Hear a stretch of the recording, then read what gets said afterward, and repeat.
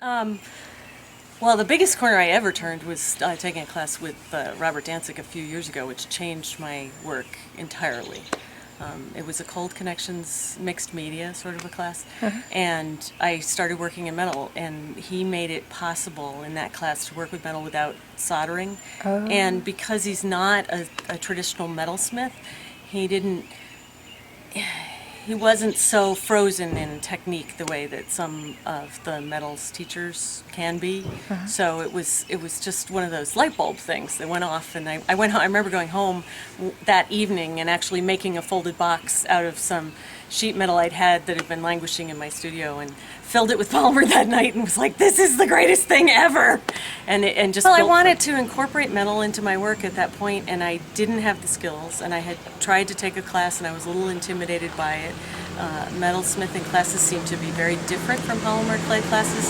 A lot of the times you have many levels of people in one class working independently, and when you don't know what you're doing at all, it can be a little intimidating where to start. And it must be much more rule-bound than polymer is. It is, and some teachers also have you following very specific projects, and I find that difficult for me, because then you can't necessarily incorporate your own ideas and design set. I took about a year off of just not working, just kind of a creative break, and I'm trying to figure out ways, because silver's so expensive, to not work in metal.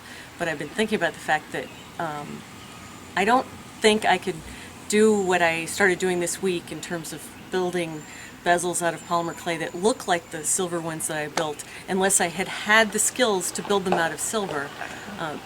They wouldn't be the same.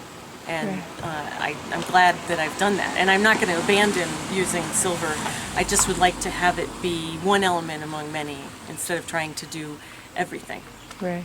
And I was thinking about this afternoon when you asked to talk to me, that I developed, when I was working with silver, I developed this mode that's sort of the anti-metalsmith mode.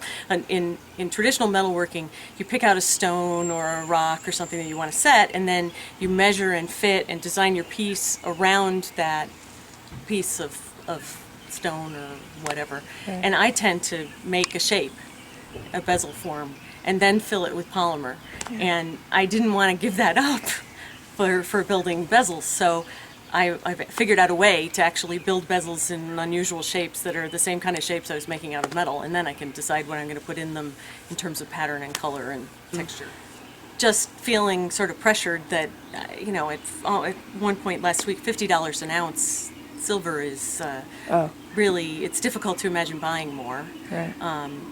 And I'm back taking some metalsmithing classes, and I had forgotten how hard certain things are, and soldering feels like you have to have all the planets in alignment to get it to all go right. And I'm still working with tiny butane torches when I do my work in my studio. And but the biggest thing was I took a class with Kathleen Dustin, and she had some work that I thought for sure was set in oxidized silver, and it wasn't that. It was in polymer clay. And I'd never seen a bezel form in polymer that looked that good. And so we talked about her process, and I figured out something that works for me that's kind of a sort of an offshoot of what she did, incorporate some of the things she did and some things that I figured out that work better for me and my process. So that's really Did the creative break help too? I mean, you talk about the year off.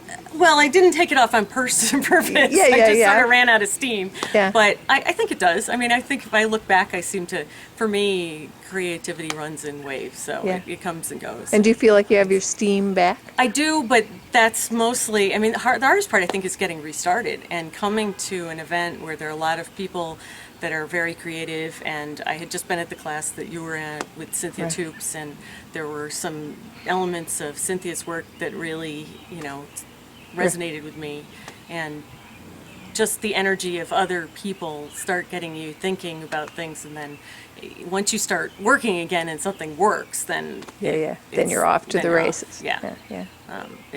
It's when you just are trying to start and you're trying to force things that it's more difficult, I think. Excellent.